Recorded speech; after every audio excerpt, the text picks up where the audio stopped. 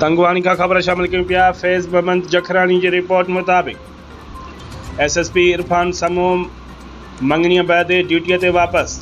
अमन अमान बाबत rangers headquarter में इजलास में शिरकत। कंदकोट कश्मीर जो SSP इरफान समूह मंगनी बैदि ड्यूटी ते वापस अची वियो।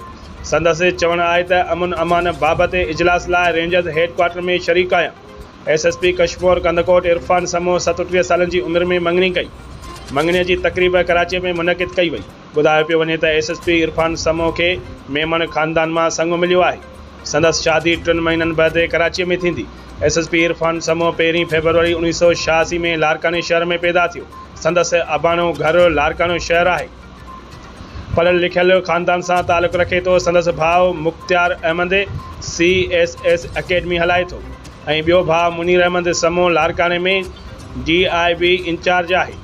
बे तरफ़ राब्तो करण ते हुन ॿुधायो त 2 ॾींहनि जी मोकल हुई। मंगनीअ जी रस्म बैदि मुंहिंजी मोकल पूरी थी आहे ऐं अॼु चार्ज मूं वटि आहे।